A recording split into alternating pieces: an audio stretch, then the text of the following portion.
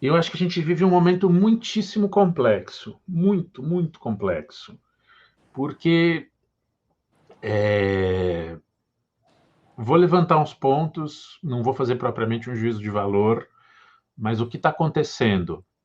As livrarias físicas estão fechando. A gente tem uma grande livraria predatória, que é a Amazon.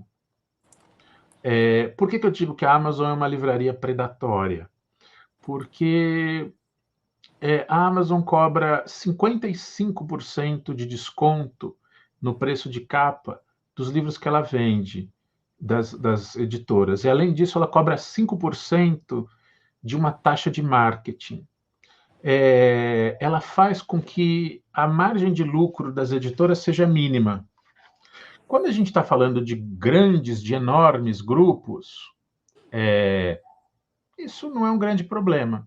Quando a gente fala de editoras de médio porte, isso é um grave problema. Por quê? Tem uma colega, Luciana Salazar Salgado, aqui da UFSCar, ela fala: a Amazon não é uma livraria, ela é uma empresa de logística. Ela consegue fazer o produto chegar onde for preciso o quanto antes.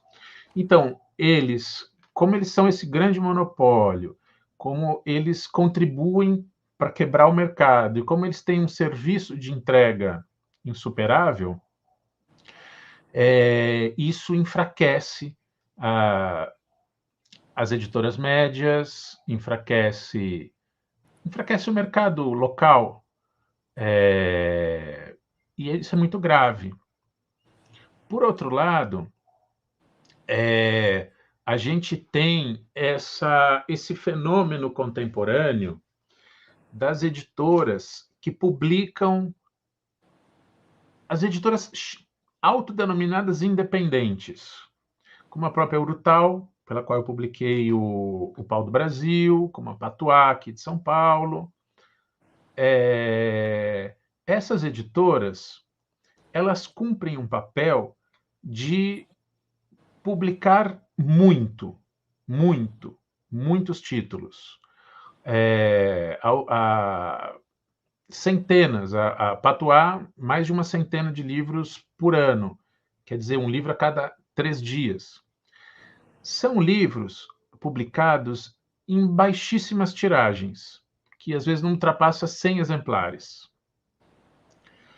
A questão que fica, em paralelo a isso, é quando eu falo os meios de divulgação da produção literária, a resenha literária, tudo isso desapareceu.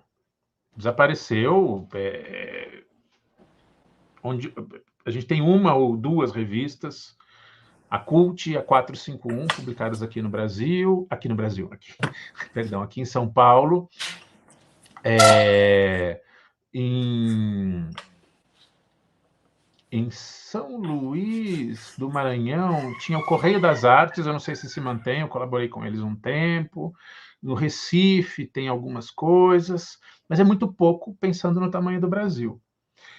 Ou seja, a gente tem, nesse momento, uma grande proliferação de publicações, inclusive o próprio Heraldo na Amazon, com essa possibilidade de se autopublicar, mas os livros cada vez menos encontráveis, porque um livro, às vezes, que ganha um prêmio importante, como Jabuti, essas editoras, Patuá, Urutau, elas ganham prêmios, mas isso, estranhamente, em muitos casos, não faz com que o livro tenha uma maior circulação ou maior conhecimento.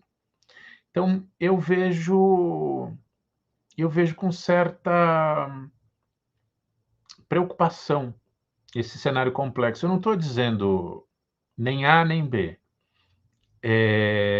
mas eu acho que o livro, nesse contexto, o livro está deixando de ser algo que possa circular no mercado editorial. Quando você tem editoras autodenominadas independentes, que publicam centenas de livros, elas prestam um serviço importante, elas dão visibilidade aos autores, mas o livro como que morre no momento em que ele é lançado, que é quando o livro devia estar nascendo, quando o livro devia estar começando a ser exposto, sendo lido. Então, eu acho que eu fico preocupado, porque livros importantes, livros bons, permanecem obscuros, não chegam aos leitores. Os livros precisam chegar aos leitores e às leitoras. Isso, então, me inquieta. A literatura está, por outro lado, a gente tem uma pluralidade nas editoras maiores e mesmo nas pequenas, a gente tem uma maior pluralidade de vozes, tem se feito esse movimento importante de recuperar as autoras que ficaram à margem. O próprio caso da Storni. A Storni morreu em 1938. É uma autora fundamental na poesia de língua espanhola.